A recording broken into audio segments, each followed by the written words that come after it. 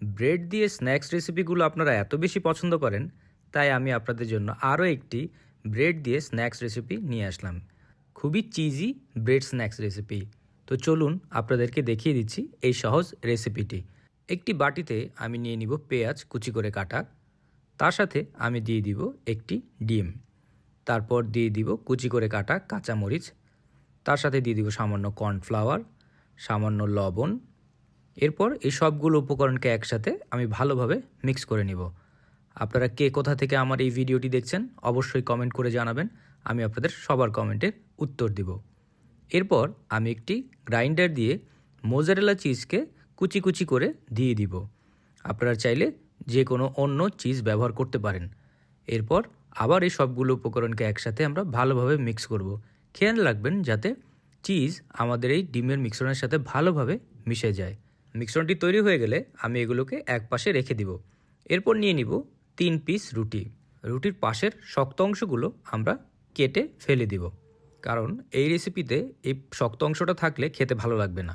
এরপর রুটিকে 3 কোনা করে কেটে নিব, যাকে আমরা স্যান্ডউইচ শেপ নামে চিনে থাকি। এরপর আমাদের ডিমের মিশ্রণটি আমরা এই রুটির উপরে লাগিয়ে নিব। খেয়াল রাখবেন যাতে রুটির কোনো অংশ বাদ পড়ে না যায়। পুরো রুটিকে এই মিশ্রণ দিয়ে আমরা ভালোভাবে মেখে নিব। এই রুটির স্ন্যাক্স রেসিপিটি তৈরি করা খুবই সহজ। আপনি 10 মিনিটের ভিতরে চাইলে এই স্ন্যাক্স রেসিপি তৈরি করে বাচ্চার টিফিনে বা মেহমান আসলে তাদেরকে তৈরি করে দিতে পারেন।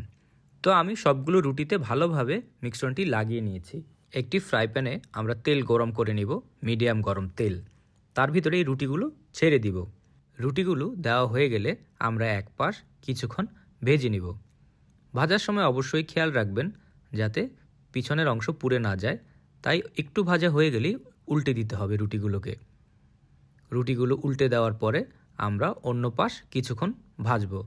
আমরা ব্রাউন কালার হওয়া পর্যন্তই ভাজতে থাকবো। যখন ব্রাউন কালার হয়ে যাবে বুঝতে হবে আমাদের ভাজা হয়ে গেছে। আর অবশ্যই খেয়াল রাখবেন বেশি ভাজবেন না, বেশি ভাজলে পুড়ে যেতে পারে। তো দেখতেই পাচ্ছেন খুব সহজে আমরা ঘরে এই পাউরুটি দিয়ে মজাদার একটি স্ন্যাক্স রেসিপি তৈরি করে ফেললাম।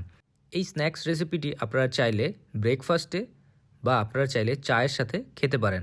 আর বাচ্চাদের টিফিনে দিলে বাচ্চারা খুবই পছন্দ করবে। দেখতেই পাচ্ছেন আমাদের এই ব্রেড স্ন্যাক্সটি কেমন চিজি হয়েছে। এটি খেতে খুবই সুস্বাদু। আর আপনারা যদি কেউ বানিয়ে থাকেন অবশ্যই আমাকে কমেন্টে জানাবেন আপনাদের কেমন লাগলো। এরকম মজার মজার রেসিপি পাওয়ার জন্য টোস্টেড বাংলা পেজকে অবশ্যই ফলো করবেন। ভিডিওটি ভালো লাগলে একটি লাইক অ্যান্ড শেয়ার করতে ভুলবেন না। সবাই ভালো থাকবেন, সুস্থ থাকবেন, আর এরকম মজার খাবার অবশ্যই ঘরে তৈরি করে খাবেন।